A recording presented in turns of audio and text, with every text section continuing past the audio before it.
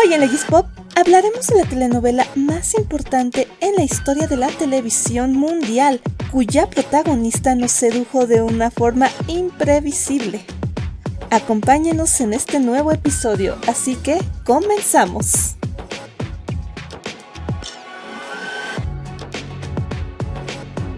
Muy buenos días, tardes o noches, o la hora en la que ustedes estén viendo este podcast de Legis Pop.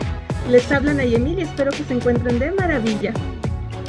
Pues bien, mis niñas y mis niños, mi estimada audiencia, debido al éxito que tuvo el podcast en el cual hablamos de la trilogía de las Marías, nuevamente traemos a estas invitadas tan hermosas y tan especiales provenientes de Argentina y Colombia. Así que démosle un muy fuerte aplauso a Marilyn Yanela Vega y Elizabeth Martínez. Mis niñas, ¿cómo han estado? Comenzando por ti, Eli, por favor. Muy bien, gracias, agradecidísima por la nueva invitación y espero nuevamente que nos vaya muy bien en esta conversación y que sea muy fluida y que les guste a toda tu audiencia. Un fuerte abrazo a Marilyn, me encanta volverla a ver como siempre, y Nayemil, me encanta volver a estar en tu espacio. Y por favor, tú cuéntanos cómo has estado, Yane, perdón. Bien, estoy luchando con la internet, o sea, la tengo muy oscilante, pero bueno, a ver, haré un mejor esfuerzo hoy. Bien, todo tranqui, mucho trabajo como siempre, porque un país, si no tiene lío, no tiene abogados, no es un país.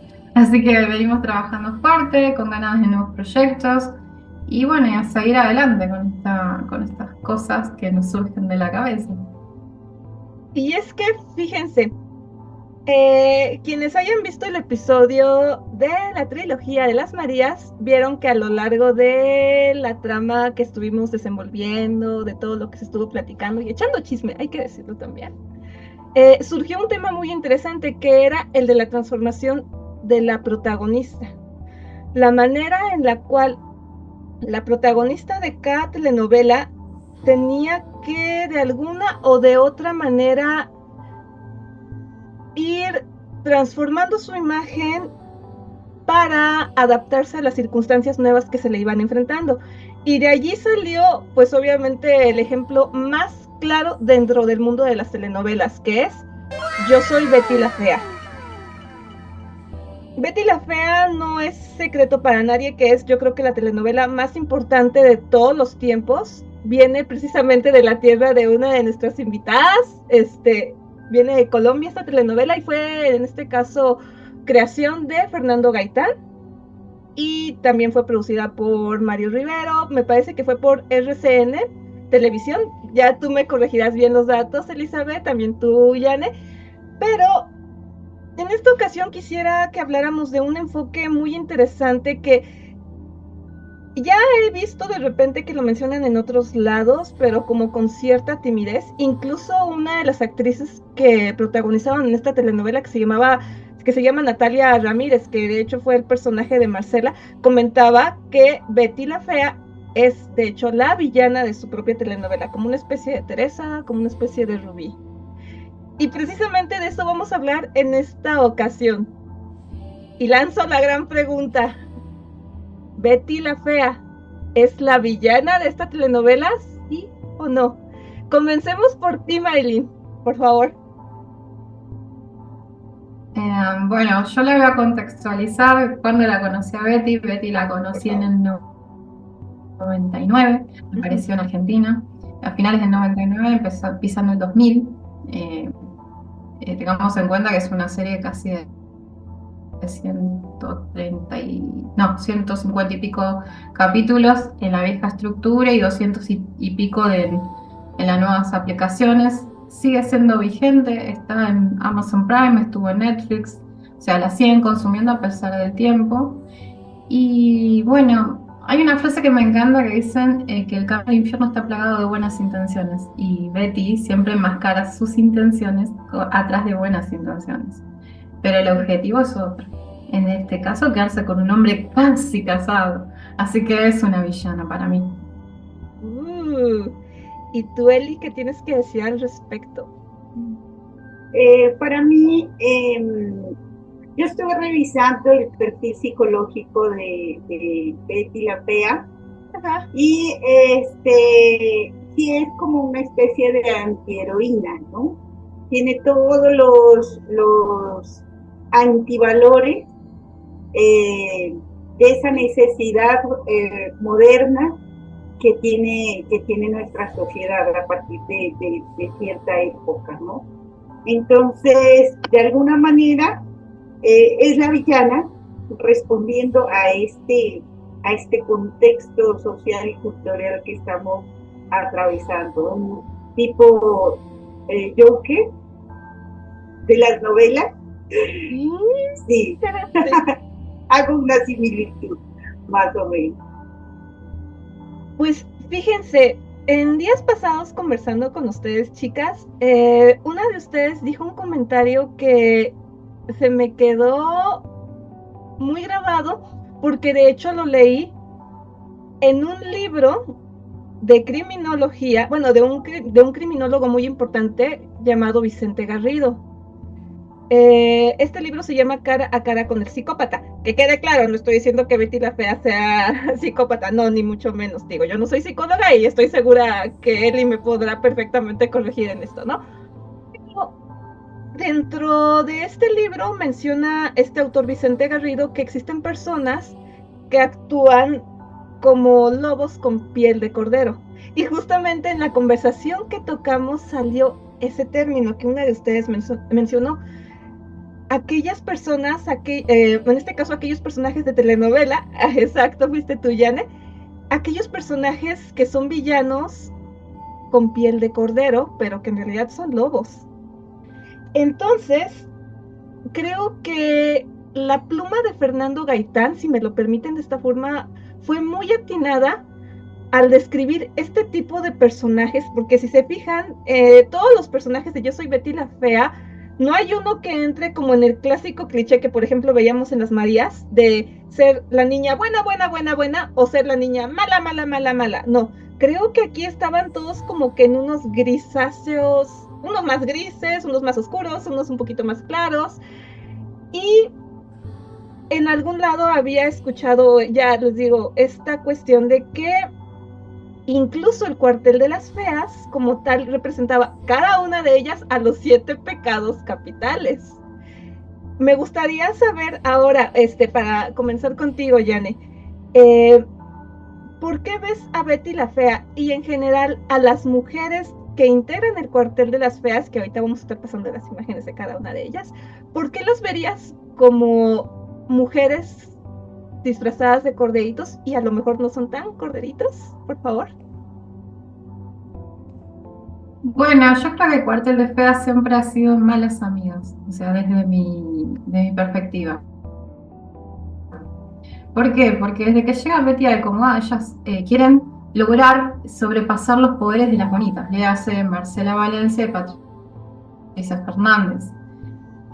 Cada una presenta una falencia. Fíjate que Berta, que es la chica que tiene sobrepeso, envidia a Patricia Fernández, que es una sirena. De ella le dice, el día que quedes embarazada, vos vas a ser una ballena y yo voy a tener un cuerpo de sirena, porque se hace una liposucción y una cirugía de escultura, ¿viste?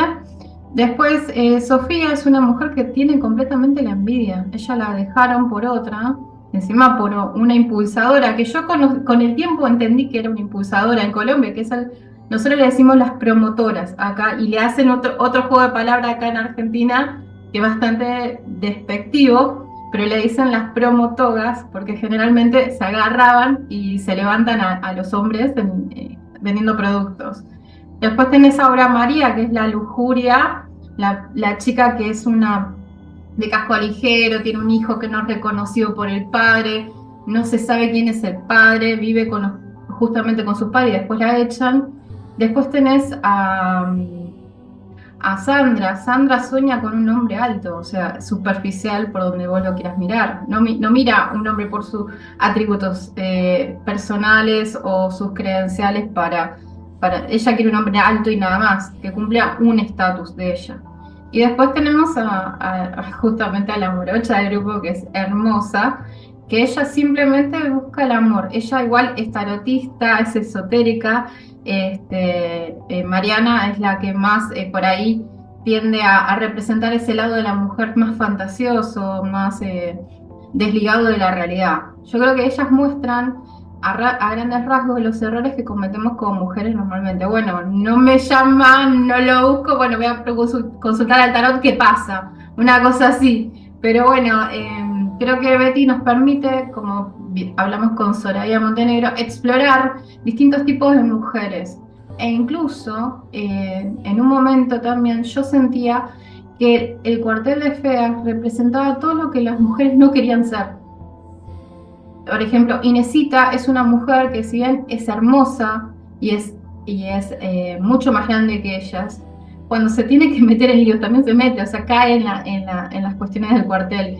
Y es chusma también. Nosotros chusma le decimos a alguien que es que está interesada en la vida de los demás. Así que yo creo que el cuartel representa todo lo que las mujeres no deberíamos ser en algunos aspectos. Y si lo somos, tratar de mejorar y dar un volantazo. Y en cuanto a tu percepción, Eli, con relación a Beatriz y al resto de las integrantes del Cuartel de las Feas, ¿tú crees que sean lobas vestidas con piel de cordero?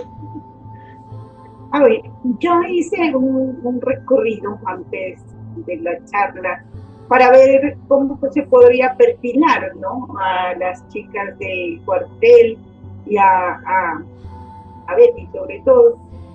Y mire que se encuentra en la mayoría de los perfilamientos, que son un tanto superficiales. A Betty le dicen que es una mujer inteligente, que posee una inteligencia superior a la media. Estoy de acuerdo totalmente en eso. Una memoria excepcional, tanto a largo y a corto plazo. Tiene unas habilidades de aprendizaje rápidas y adaptables. Tiene baja autoestima, y es aquí en donde yo no estoy de acuerdo. La mayoría de los que perfilan a Betty la perfilan como una persona con baja autoestima debido a sus características físicas, los comentarios negativos que reciben de su alrededor, ¿no?, que se supone lastiman su autoestima. Dicen que ella es una persona sensible, empática, capaz de comprender las emociones y las necesidades de los demás y buscar el bienestar de los demás. Pero si ustedes observan, ella, el único bienestar que busca es el de ella. Es empática al entender la emoción del otro y al utilizarlo en su contra. El físico de ella lo utiliza para poderse infiltrar en un mundo en donde se ingresa siendo bella. Si no eres bella, no entra. Entonces, que ella entró por la puerta de atrás, ¿no? Entró como secretaria, que la pusieron prácticamente en un armario, como si fuera algo desechable, y ella permitió que lo hiciera. Entonces, una persona que permite eso y que además utiliza eso a favor suyo para controlar toda la oficina, porque precisamente ese lugar estaba dentro de la oficina principal. ¿Qué quería decir eso? Que ella iba a estar manejando todos los documentos, toda la información principal de toda una empresa que era una de las empresas más importantes de Colombia.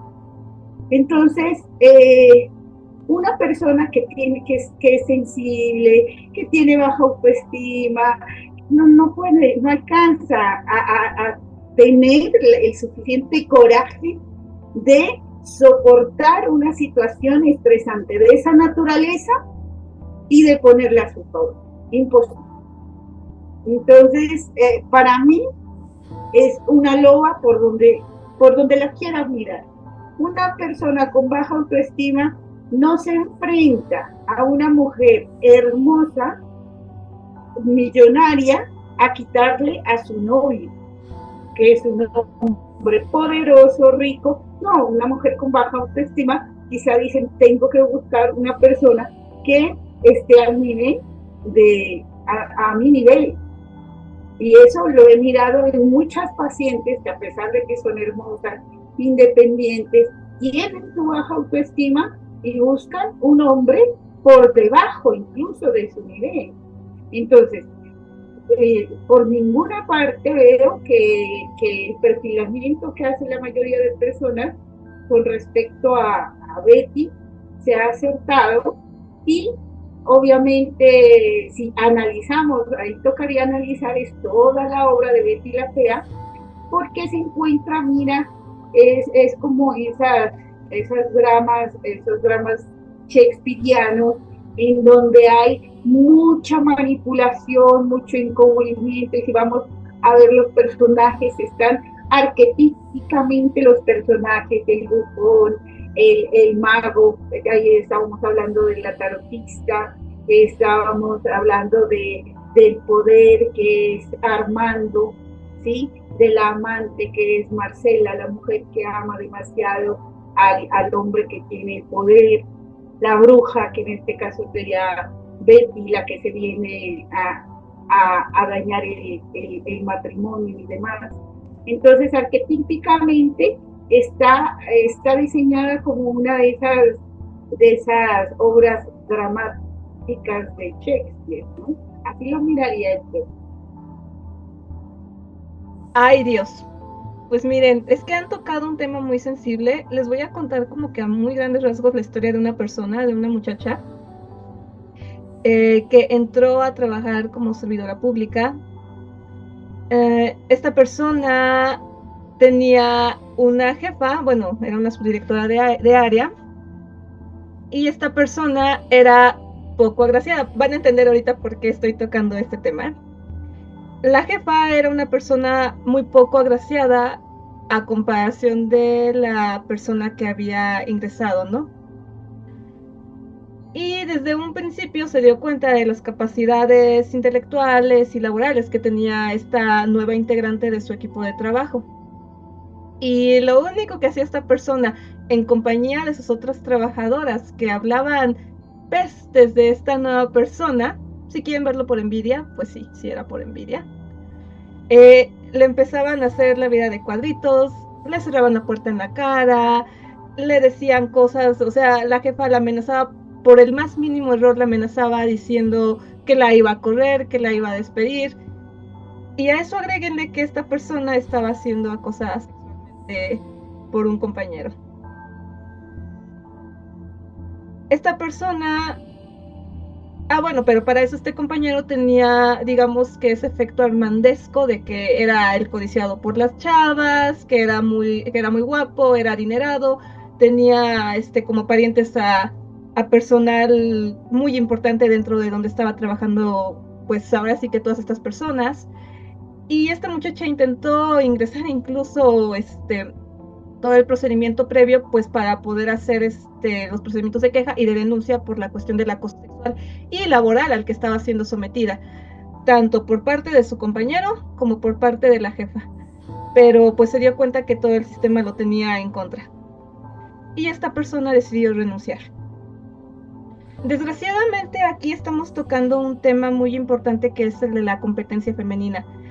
A día de hoy se habla de la sororidad, que las mujeres tenemos que ser solidarias por el simple hecho de ser mujeres con otras mujeres, pero en la práctica siempre estamos como de forma inconsciente, me atrevo a decirlo, viendo, ay, pues esta muchacha a lo mejor se ve más bonita que yo, no, pero pues se ve más joven, no, pero pues está más delgadita o tiene más curvas. Siempre andamos comparándonos las unas con las otras. En parte creo que es algo biológico, si me preguntan. En parte creo que es algo social, dependiendo también del contexto en el que nos encontremos. Y yo concuerdo totalmente con lo que han dicho ambas. Por ejemplo, esta persona digamos, si hubiera estado con un temple como el de Betty, esta persona no habría renunciado, incluso se habría aprovechado de las circunstancias. Por ejemplo, para escalar a puestos de mayor poder, que fue lo que empezó a hacer Betty. Ella literal empezó, si me lo permiten de esta manera, en el corazón de la oficina, porque estaba en un punto muy estratégico. A pesar de que la tenían en una covacha, creo que ocupaban esa palabra dentro de la telenovela, hay que ser sinceras, la tenían en el corazón en un punto muy estratégico. ¿Por qué? Porque concentraba la información más importante de una empresa. Pareciera en un principio que Fernando Gaitán está diciendo, no, es que la tienen marginada porque está feíta, así en palabras de ellos, ¿no? Porque es fea, porque es más vulnerable, porque es muy sensible, pero realmente no era así. Me parece que Fernando Gaitán nos mostró de una forma magistral cómo una persona puede llegar a manipular las circunstancias que tiene, que en un principio pudieran parecerle desfavorecer, que le desfavorecen, pero pueden ocupar este tipo de personas a su favor para ir escalando de poco en poco, pues, a más puestos. Y a eso hay que agregarle este detalle de la competencia femenina. En ningún momento estoy diciendo que Marcela y que Patricia sean víctimas del cuartel de las feas y de Betty, ni mucho menos, porque de hecho creo que la competencia se ve al tú por tú. De hecho, creo que aquí se aplica lo de la unión hace la fuerza. Tal cual. No sé a ti qué te parezca esto, Yane. Bueno, justamente, por algo dicen cuartel, ya queda una cuestión hasta militarizada. Entonces, si vamos a la idea de los militares, todos piensan igual, todos sienten igual, son como una colmena, como trabajan. En las feas lo que hacen es marcarte en contraposición que ellas no van a permitir ser vejadas por una bonita. En el caso de Patricia Fernández, que es la cúspide de la belleza, tengamos en cuenta que tiene ojos claros, Norma Cepeda es muy bella, es muy curvilínea, también, si bien está por encima del cuartel, Betty está en cuestión académica formada y concluyó con sus carreras, ella siempre está con sus 6 semestres en la San Marino, que todo el mundo la carga, pero es una mujer que está estudiada, o sea, que es alguien que está alfabetizada correctamente, sabe cómo desenvolverse, cosa de clase, pero algo que no pudo Patricia Fernández soltar es el estatus de chica rica, que nunca queda claro si viene ya desde antes siendo una niña rica o si consiguió ese poder a través de un casamiento con el señor Brickman, no lo sabemos. O sea, se supone que ella estuvo estudiando en una San Marino, según lo que habíamos hablado una vez con Eli, parece una institución privada, que es muy cara, está como enmascarada en el nombre, pero no me acuerdo cómo se llama, pero sé que es privada. Entonces da a entender que ella siempre estuvo y se movió en ese círculo. Y por otro lado tenemos a Marcela Valencia, que es todo lo que una aspiraría físicamente. Tiene más de 1,75 m, es delgada, tiene rasgos bellos, es inteligente, tiene buen gusto, tiene don de gente, porque no solamente tiene el poder, sino inspira el poder. ¿Por qué? Porque las del cuartel le tienen miedo, o sea, saben que con ella no pueden contender en paridad. Entonces, las feas siempre marcan esa diferencia entre Patricia y Marcela. Y Betty lo que hace es jugar el papel de la víctima, en sentido de que siempre se muestra servicial, siempre se muestra que ella está para don Armando, es la que más se queda trabajando, pero en realidad lo que ella estaba ambicionando era a don Armando cuando lo ve. Creo que esa pelea constante de que se queda evidenciada principalmente con el primer encontronazo que tienen con el robo del informe, es donde se demuestra que las lindas muchas veces no tienen por qué ganar porque tampoco son tan inteligentes. Fíjate que después queda evidenciado que Patricia no puede hacer un plan de negocios. Entonces ahí nos pone en contraposición. Betty es la excelencia, pero es fea. Es más, le dicen el buitrín, le dicen el murciélago, le dicen un montón de nombres que yo me quedé. De hecho, son variaciones de murciélago. Cuando yo los estuve googleando, digo, ¿qué es lo que dice Hugo Lombardi? Hugo Lombardi, siempre que es un diseñador que está con mujeres bellas continuamente, las desmerece Y justamente en esa posición de ninguneo, le decimos acá en Argentina, que es cuando alguien te desconoce tus cualidades, es cuando ella se empodera, dice, bueno, es por acá, el hacerme indispensable, por eso ella se mantiene en presidencia. Es la mujer detrás del poder, si lo pensás, en esos parámetros. Por eso hay siempre competencia. Híjoles, diríamos una Margaret Thatcher, si me permiten la expresión. De hecho, creo que lo mencionan a esta, gobernante inglesa, pero ya en Ecomoda, que ya sabemos que no es canon, porque ya ven que dijeron que ya no es canon lo de la serie de Ecomoda, precisamente para darle paso a Betty la Fea, la historia continúa, que ya va a estar en Amazon.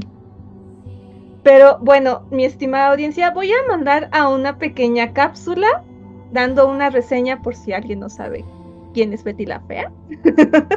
Y ahorita regresamos porque a mí me gustaría que siguiéramos abordando este punto, pero desde tu perspectiva, Eli, ¿tú cómo ves la competencia en el género femenino? Y bueno, si existe, y cómo se ve reflejada en el caso de que exista con el cuartel. Pero antes vamos a ver este pequeño resumen de Betty la Fea.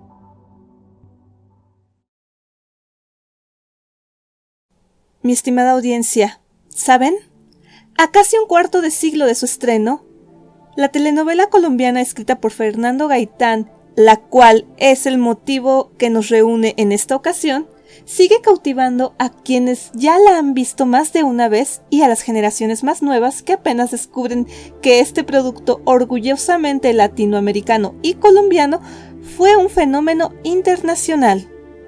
Con 28 adaptaciones en otros países y un récord Guinness registrado en el año 2010 como la telenovela más exitosa en la historia de la televisión, Yo soy Betty la Fea definitivamente es un caso que merece ser analizado, no solo porque se trata de un producto tan exitoso, sino también por el aire fresco que significó en el mundo de las telenovelas y porque fue una historia que en ciertos aspectos sí que se adelantó a su tiempo. La protagonista de esta historia es Beatriz Pinzón Solano, una brillante economista con maestría en finanzas, que tiene complicaciones en su vida debido a su apariencia física. Pero todo esto cambia cuando comienza a trabajar en Ecomoda, una de las empresas más grandes del país, donde conoce y se enamora de Armando Mendoza, quien es el presidente de dicha empresa. Hay algunas perspectivas caducas en esta telenovela que no podrían ser aceptadas si ocurrieran en un producto televiso de esta década, como por ejemplo la normalización de discriminar a alguien por su aspecto físico, los estereotipos de belleza que se mostraban en dicho programa, el carácter machista del propio Don Armando y desde luego muy que narcisista, interpretado por el actor Jorge Enrique Abello, y su eterno cómplice Mario Calderón, encarnado por Ricardo Vélez. Y estos solamente son algunos de los detalles que forman parte de las ideologías de finales de los 90 y principios de los años 2000, que por fortuna han ido evolucionando paulatinamente en forma de productos de carácter más inclusivo, aunque eso sí, aún queda mucho por hacer. Yo soy Betty la Fea, protagonizada por Ana María Orozco, es un gran éxito que merece ser recordado y homenajeado. De allí que hagamos este episodio. Espero que lo sigan disfrutando.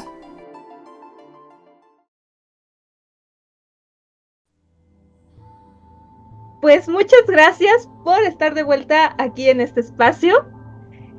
Y pues, bueno, Eli, ahora es tu turno para hablarnos si tú crees que exista algo como puede ser la competencia femenina, visto desde la psicología, y si llega a existir, ¿cómo se vería esto reflejado en la telenovela de Yo soy Betty la Fea? A ver, dentro de siempre me gusta hacer el análisis a partir de las teorías de lo natural, ¿no? De la naturaleza, de nosotros como parte de los animales, ¿sí? Los animales pensando. Entonces, instintivamente, las mujeres vamos a competir por el mejor hombre para generar la supervivencia de la especie. Igualmente, los hombres van a competir para ser los mejores y ser los que puedan hacer sobrevivir a la especie.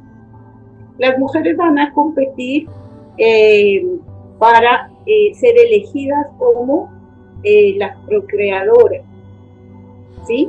Pero también van a relacionarse entre las mujeres porque por esa misma necesidad de sobrevivencia necesitan tener amigas, porque si faltan ellas, otra cuide las crías, ¿sí? Es entonces una amistad con interés, un interés para la sobrevivencia y subsistencia de la especie.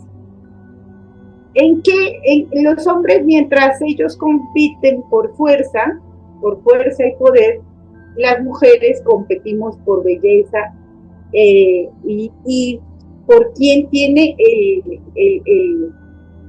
al macho alfa dominante, ¿no? Entonces, sí, somos instintivos, tenemos nuestro cerebro reptiliano todavía.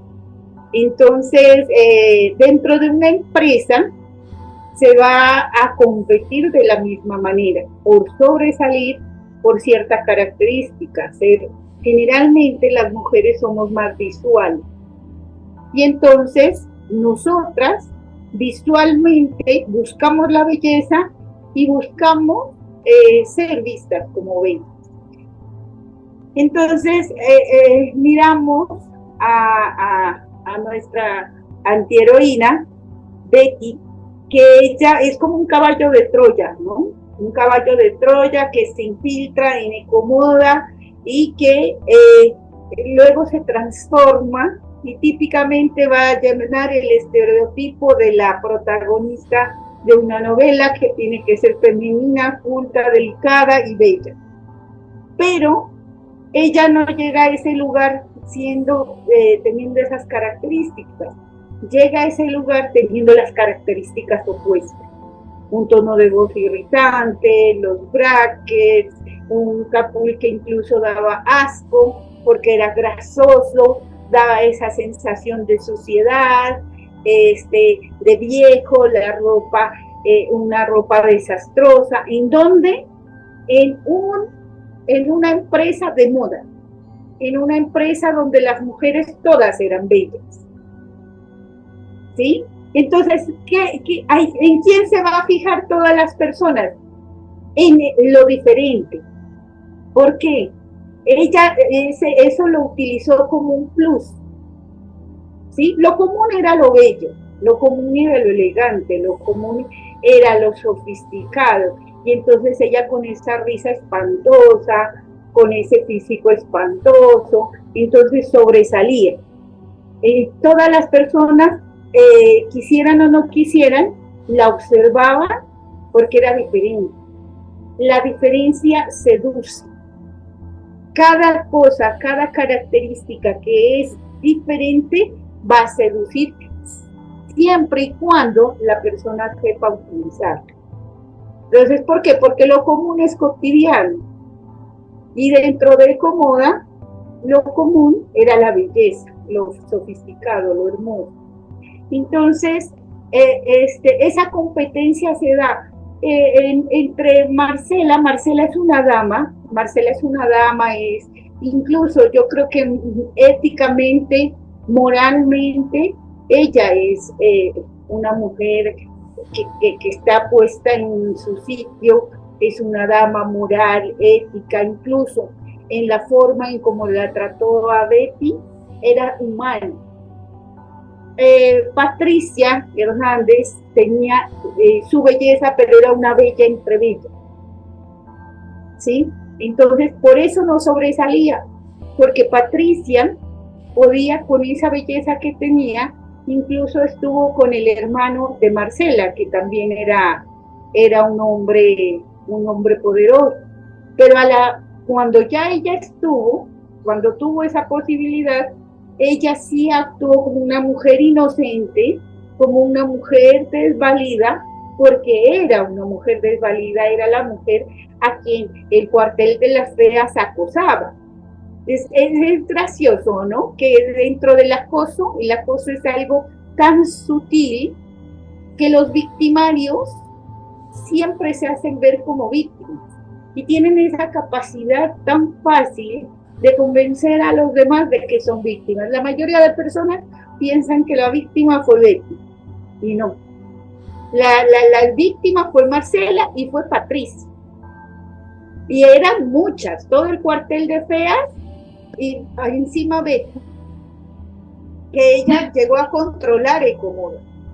Entonces, es el típico caso de acoso de una empleada a su jefe, que en este caso es Marcela, y en este caso también era Patricia Hernández, porque Patricia era la secretaria de presidencia. Entonces, poco a poco las fueron relegando en su poder, tan es así que el Ecomoda termina siendo controlado por el cuartel de las feas, y eso sucede muy a menudo en las empresas públicas. Las personas que son desalmadas, que son acosadoras, que siempre andan en los pasillos sembrando la cizaña. Un acosador siempre va a utilizar las tácticas de guerra de Mao Zedong, creo que se llama. Esas tácticas de guerra es nunca pelear directamente. Ellas siempre eran con un chismecito entre pasillos hasta que llegaba a presidencia y hasta que se armaba todo y se sobrecargaban sobre Patricia y sobre Marcelo. Ese es el típico acoso en donde el victimario siempre sale ganando. Por eso en estas épocas generalmente quienes denuncian son los victimarios, quienes ganan son los victimarios, y las víctimas quedan impunes, o sea, quedan sin justicia. Entonces, eso es lo que se está presentando cotidianamente. No hay justicia, porque no hay un verdadero estudio sobre el acoso laboral. Y dentro de esta novela podemos ver que incluso a nivel mundial se ha tomado a Betty como víctima, siendo ella una acosadora. Y esto nos lleva a un punto muy delicado, porque yo sé que quien vea esto a simple vista puede pensar que ¿cómo es que están diciendo todo eso? ¿No están viendo que pobre Betty cómo sufre? ¿Cómo le rompieron el corazón con esa carta? Veíamos la telenovela y decíamos, pero esto que está haciendo Betty no está bien. Esto que están haciendo las del cuartel no está bien. ¿Cómo es que le retienen el cheque a una trabajadora? ¿Por qué hacen eso? ¿Por qué una trabajadora está solo, o sea, se mete en la intimidad de su jefe y le cubre infidelidades? O sea, empiezan a hacer toda esa clase de cosas, y vuelvo a lo mismo que era lo que decíamos en el episodio de las Marías, que esto, y bueno, esto sí lo dije yo, que el maltrato que Betty hacía, bueno, que diga, como más bien que las conductas poco lícitas que hacía Betty estaban justificadas con base en su aspecto físico. Aquí podríamos hablar de victimismo, podríamos hablar de muchísimas cosas, y bien tú lo dijiste, Elizabeth, desgraciadamente en este punto al victimario se le pone como víctima, y me atrevería a decir que al delincuente se le pone como víctima, porque aquí estaríamos hablando de fraudes y ya empezaríamos a hablar de la cuestión legal. Lo que nos lleva aquí al punto sabroso del asunto. Betty, la fea, ¿era delincuente? ¿No era delincuente? ¿Cómo se podría ver desde el punto de vista del derecho? Así que ahora es tu turno. Yane, por favor.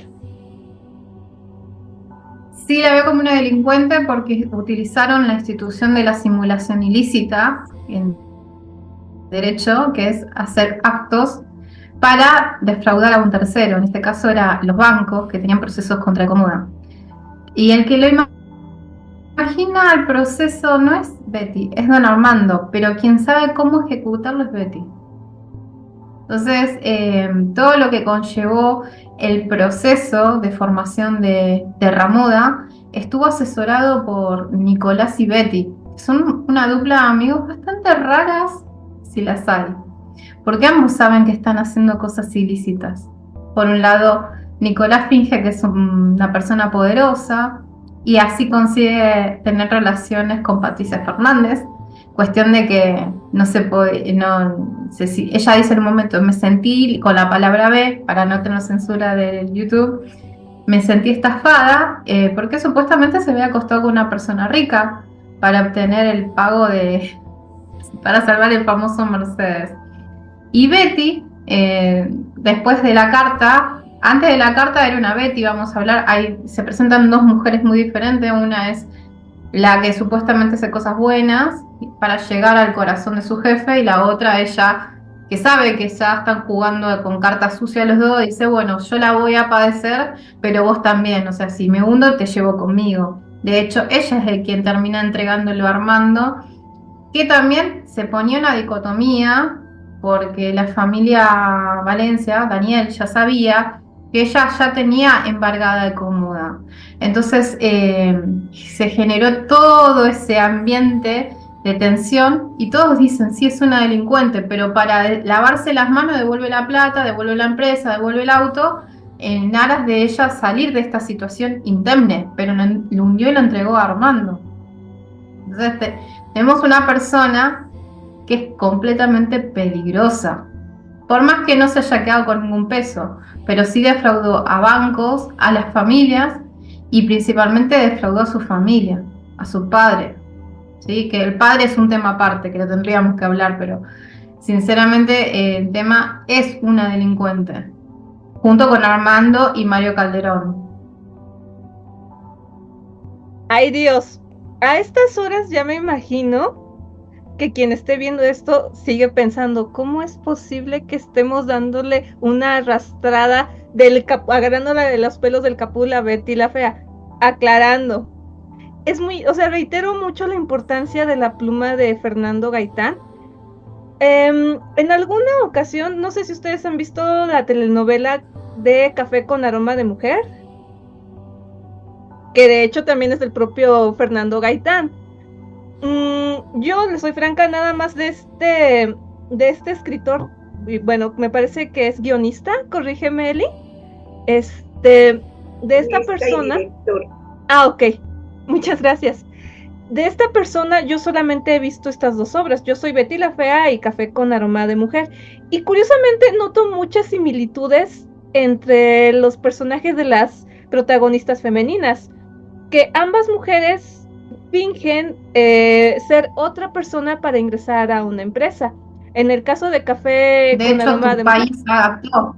Exacto, tu país adaptó y se llama Destilando Amor. Yo no vi la versión de Televisa.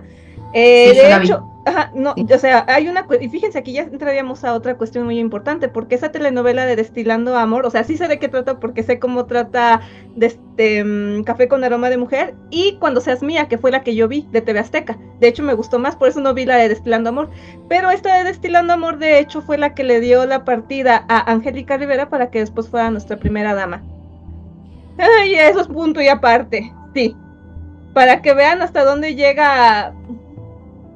O sea, estábamos hablando en el capítulo pasado de Thalía. No, Angélica Rivera dijo, quítate que ahí te voy, yo voy a ser primera dama. Sí. Pero busquen las novelas. Busquen la justificación de la Casa Blanca en YouTube. Nada más busquen Angélica Rivera y la justificación de la Casa Blanca. No voy a decirles más. Creo que es una historia de terror más fea que muchas de las historias que aparecen en este canal. Pero bueno, ya ven que la realidad siempre supera la ficción. Oh, sí. Pero, punto y aparte de esto, volviendo al hilo, decía que tanto la protagonista de Café con Aroma de Mujer, así como la protagonista de Yo soy Betty la Fea, fingían ser algo más para ascender a altos puestos. De hecho, yo me acuerdo que el personaje de Gaviota también era en extremo inteligente, que también ahí sí utilizaba también a su favor la belleza física. ¿Por qué? Porque era admirada por todo el gremio cafetalero, más allá de las cualidades intelectuales que esta persona desplegaba. Pero pues hay que ver también un poco lo fantasioso, es decir, qué persona va a llegar así como así sin que le revisen su currículum, ¿no? Que de hecho comentan eso en parte de la telenovela y más, ¿no? O sea, ¿cómo es posible que alguien hasta con papeles, en este caso con documentos falsos, mostraba una identidad, en este caso para demostrar que ella venía de una familia, pues no de abolengo, pero que sí venía de una familia con una posición social a la que ella pertenecía originalmente, que era la de una jornalera, de una recolectora de café y demás, ¿no? Y en el caso de Betty la Fea, se entiende que era una persona que, si bien su papá era un profesionista, que era, si no me equivoco, un contador, ¿estoy yendo correcto? Don Hermes, creo que sí era contador. Era, Ajá, realmente vivían como que en un barrio de clase media-baja. Y de hecho se ve todo el contexto en el que se rodea. E incluso hay personas que se identifican mucho en el aspecto sentimental con Betty la Fea, porque dicen, es que ve, ella fue burlada antes por el amigo de Román, porque la apostaron. Y si se fijan, muchas de las actitudes que toma Betty después para con Armando las justifican en el pasado amoroso que tuvo Betty. ¿Por qué? Porque había sufrido, ¿por qué? Porque había sido engañada y esto y el otro. Particularmente soy de las personas que creen que hay que conocer el pasado pues para evitar problemas en un futuro, ¿no? Y si Betty la Fea ya había tenido una experiencia pues tan desagradable de haber sido engañada, pues oye, tendría que haber aprendido de esos errores para crearse un futuro mejor. Pero como ya lo estamos viendo aquí, pues lejos de eso, creo que tomó otra clase de decisiones. Tanto es así que estamos ahorita dialogando si Betty la Fea era una delincuente, si, bueno, si era una delincuente, si era en este caso una persona que había cometido fraude, si había sido una persona que era una acosadora y demás. Y por otro lado también podríamos hablar de la superficialidad de Betty y Nicolás incluso, puesto que Betty y Nicolás se fijan en los bellos de la telenovela. A ver, ¿por qué no se fijaron en los otros personajes? Así que, por favor, Eli, me gustaría que me hablaras así un poco sobre bueno, si existe una superficialidad aquí entre estos dos personajes de Betty y Nicolás. No, o sea, superficialidad no. Y lo que pasa es que ellos tienen muy claro qué es lo que quieren y ellos no tienen límite. Entonces se fijan en lo que ellos consideran lo más alto. Y los seres humanos siempre nos vamos a fijar en metas altas, ¿no? ¿Cuál es la diferencia? La diferencia es que a ellos no les importó mentir, engañar, abusar, acosar para conseguir lo que querían. Ellos se fueron por encima de las personas. Incluso Nicolás, cuando engañó a Patricia, luego se reían de esa situación.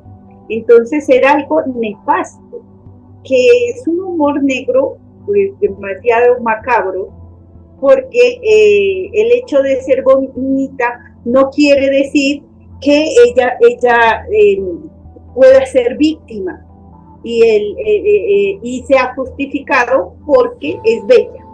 Entonces, como es bella, ella tiene que ser víctima de las personas que son feas. Entonces, aquí las personas feas se van a desquitar de la vida. No, una víctima es víctima y no tiene por qué sufrir. Entonces, ninguna persona, indiferente de sus características, tiene por qué sufrir. Acá muestran que ellos, como son bellos, tienen que sufrir. Entonces, es algo, es como voltear los papeles, ¿no? Vamos a hacer al acosador en la posada. Y eso es lo que Platón dice, no es el equilibrio. Uno tiene que buscar la justicia, la verdad, lo mejor, ¿sí? Y ser uno mejor, más sabio. Con respecto, quiero llamar la atención a la parte sexual de Betty. En esta novela muestran el encuentro sexual, el primer encuentro sexual como algo nefasto. Los encuentros sexuales eran nefastos. Tanto la vez que estuvo Betty con Armando, como la vez que estuvo con su primer amor. Entonces era algo que de verdad dejaba un vacío, algo como que si hubiera sucedido algo terrible. Y luego los comportamientos de ella con Armando eran como de desquitarse, como de cobrarle el hecho de haber estado juntos. Entonces se muestra una parte sexual, una vida sexual como la compra de la culpa del otro para que haga ciertas cosas. Entonces, podría pensarse que Armando, porque se siente culpable, está con él.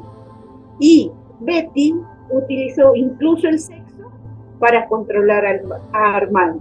Y como no pudo con el sexo, utilizó la culpa.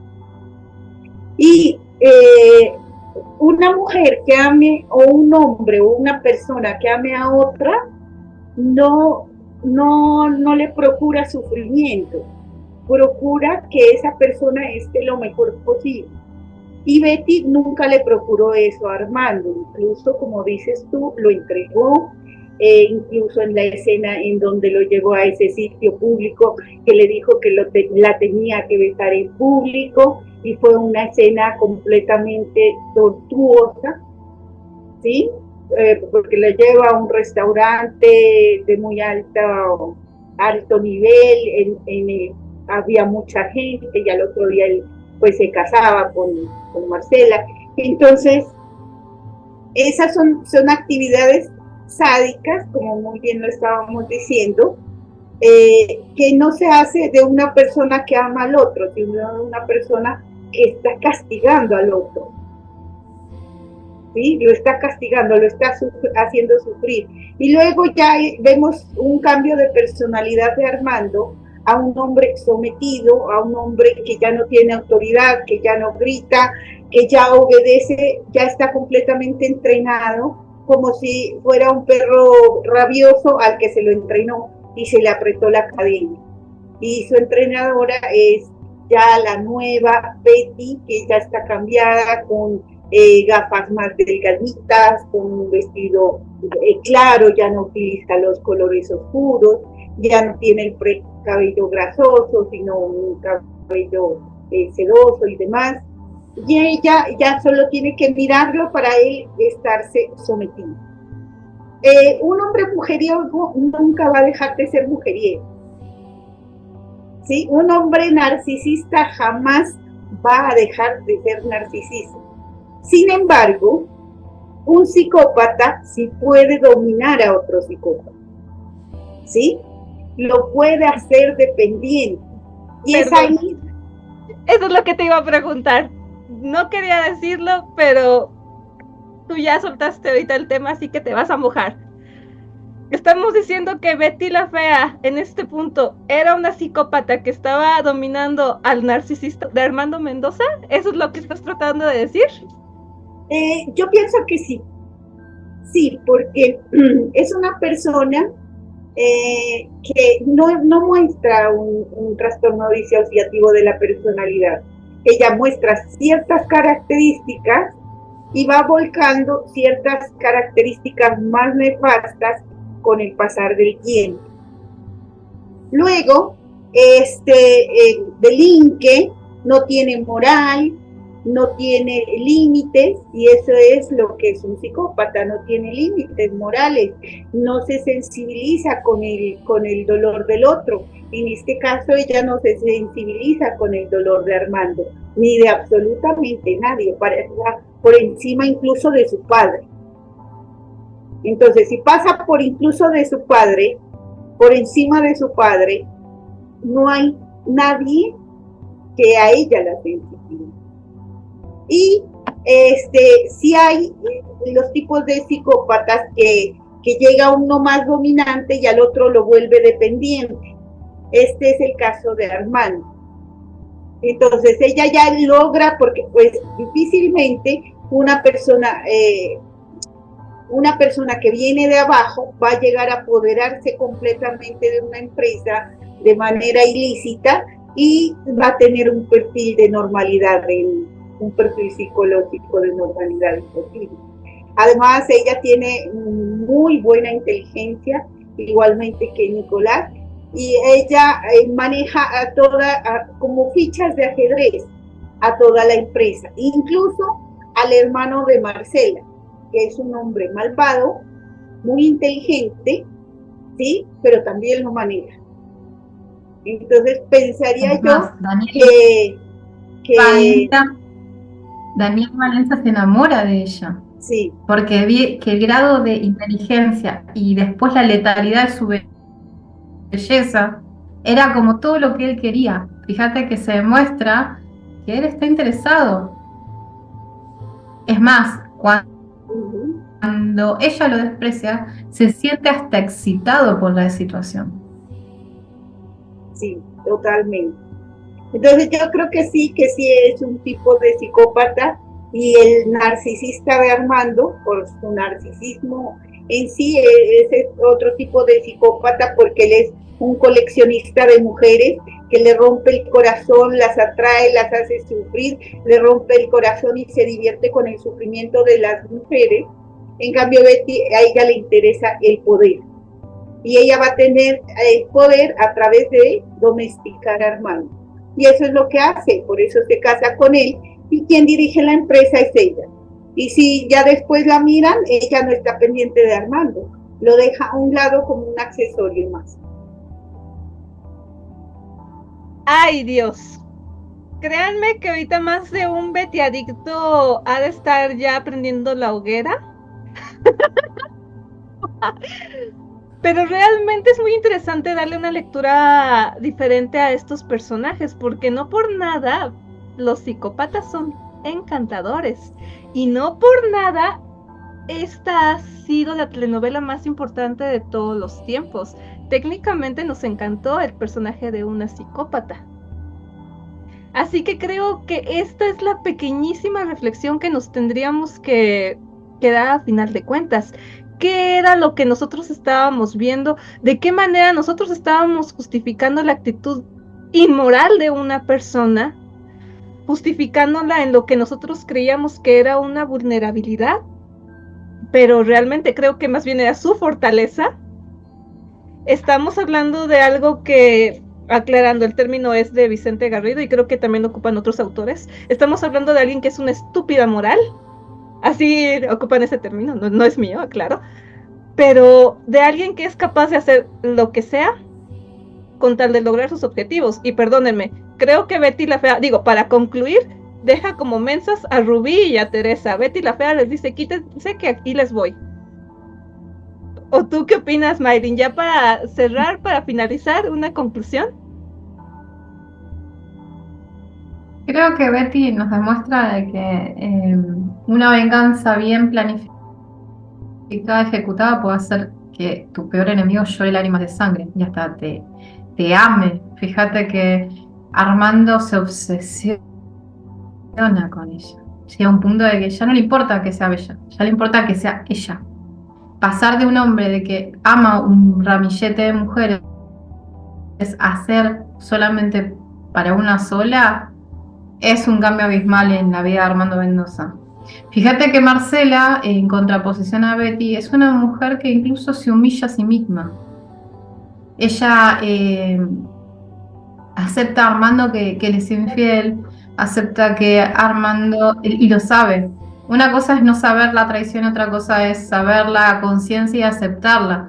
Ella sabía que tenía una mujer, lo que nunca jamás imaginó que era Betty, pero en sentido de que sabía la existencia de la mujer y que lo estaba cambiando y se lo estaba quitando. Y ella lo acepta. Creo que Betty nos plantea muchas veces también el tema de saber cómo manejar influencias, cómo manejar sentimientos. La atmósfera de la empresa cambia cuando ella está presente, porque fíjate que todas el cuartel de feas, aunque se meten en problemas, responden a ella. Y ella siempre está notificada de todo lo que sucede en la empresa, para bien o para mal. E incluso cuando viene la venezolana supuestamente a quitarle a Armando, las feas le hacen de inteligencia, la siguen por todos lados Armando y a ella. Entonces, hay que tener la personalidad para manejar tantas voluntades. No sé si es posible. Y si lo hemos hecho sin malicia, diría Betty. Yo concluiría, estás apagado el micrófono, no. Sí, en un minuto, porfis. Ahora sí que disculpa. Yo concluiría que Betty nos enseña que la belleza es algo que no necesariamente las mujeres tenemos que tener para conseguir lo que queramos, porque generalmente ese ha sido el estereotipo, que las mujeres bellas van a conseguir todo lo que quieran a través de ellos. No, las mujeres tenemos muchas herramientas a nivel emocional. Es más, otra conclusión que yo puedo dar a partir de esto es que si ustedes se dan cuenta, la mayoría de psicópatas que han sido capturados o se han entregado su nombre, pero las mujeres casi que no lo hay. ¿Por qué? Porque es que las mujeres somos mucho más difíciles no nos cogen una infidelidad, peor un tipo de estas situaciones.